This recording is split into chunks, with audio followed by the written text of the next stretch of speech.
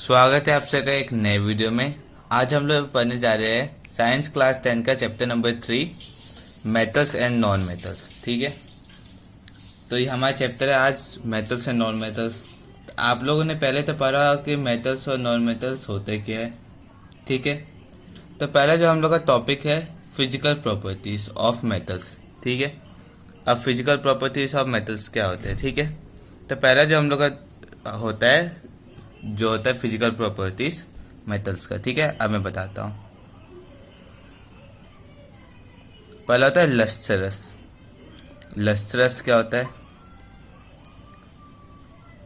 Lustrous होता है कि वो कितना शाइनी है। आपने अधिकतर मेटल्स को देखा होगा शाइनी होते हैं, जैसे गोल्ड ले लो, सिल्वर ले लो, तो वो सब एकदम शाइनी होते हैं, उसी को कहते हैं लस्ट्रस। ठीक है, ये उसकी पहली प्रॉपर्टी है फिजिकल प्रॉपर्टी। सेकंड प्रॉपर्टी है उसकी मेलेबिलिटी। अब मेलेबिलिटी क्या होती है? मेलेबिलिटी होती है किसी भी मेटल को थिन शीट में फॉर्म करना, उसी को मेलेबिलिटी कहते हैं। ठीक है, मतलब कोई भी मेटल को एकदम थिन शीट में कर देते हैं। जैसे आपने गोल्ड का या एल्यूमिनियम फॉयल देखा होगा, तो वो उसकी फिजिकल प्रॉपर्टी है कि वो मेलिएबल है, इसलिए वो थिन शीट में हो गया। ये हो गया सेकंड पॉइंट। अगला है ductility.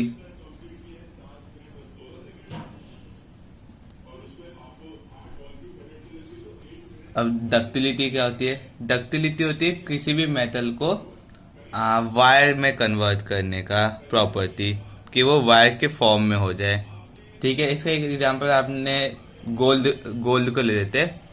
1 gram gold, 1 gram gold को हम 2 किलोमीटर के क्या कहते हैं थ्रेड में कन्वर्ट कर सकते हैं। 2 किलोमीटर के, सोच लो कितना ज़्यादा होगा।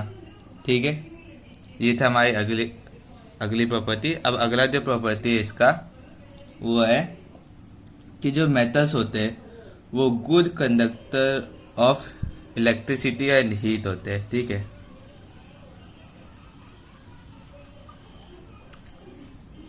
आपने हमेशा देखा होगा कि जब भी मेटल के थ्रू इलेक्ट्रिसिटी पास कराया जाए या फायर पास कराया जाए तो आसानी से पास हो जाता है।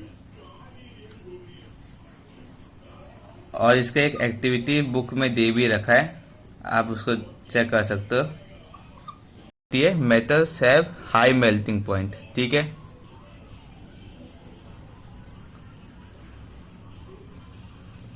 मतलब बहुत ज्यादा कोशिश के बाद मेटल अतः पिघलता है। ठीक है, ये हो गया। अब अगली इसकी प्रॉपर्टी है सोनोरस। अब सोनोरस क्या होता है? सोनोरस होता है जब मेटल्स को किसी हार्ड चीज पे स्ट्राइक किया जाए तब साउंड प्रोड्यूस करता है, उसी प्रॉपर्टी को कहते हैं सोनोरस। ठीक है, ये हो गया। अब हमारा अगला टॉपिक है physical properties of non metals. तो ये सब जो उल्टा है, इसी सब का हम उल्टा लिख देंगे। ठीक है, वो नॉन लस्टरस होते हैं अधिकतर, नॉन मेलिएबल होते हैं, नॉन डक्टाइल होते हैं, वो गुड कंडक्टर नहीं होते हीट और इलेक्ट्रिसिटी के, उनका लो मेल्टिंग पॉइंट होता है, और वो नॉट सोनोरस होते हैं। ठीक है, तो पहला जो एक्सेप्शन है आयोडीन। ठीक है, आयोडीन क्या है? आयोडीन एक नॉन मेटल है और मगर वो लस्टरस है।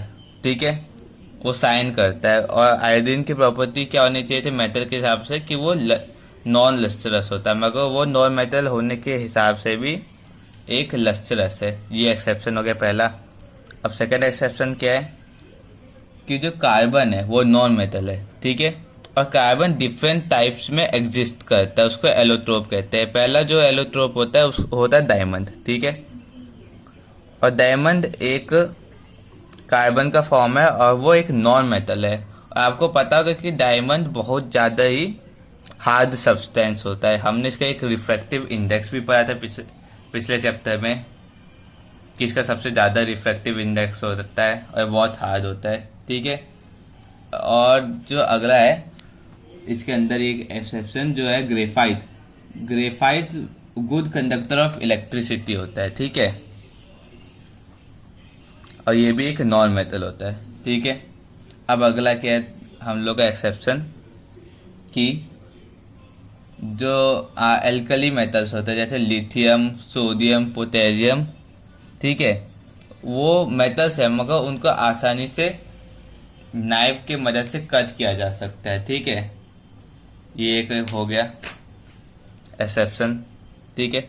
अब अगला जो है वो है कि जो मरकरी है, मरकरी क्या होता है कि मरकरी एक मेटल है मगर हमने प्रॉपर्टी पढ़ी कि जो मेटल्स होते हैं जनरली क्या कहते हैं सॉलिड होते हैं, मगर मरकरी क्या कहते हैं लिक्विड होता है रूम टेम्परेचर पे।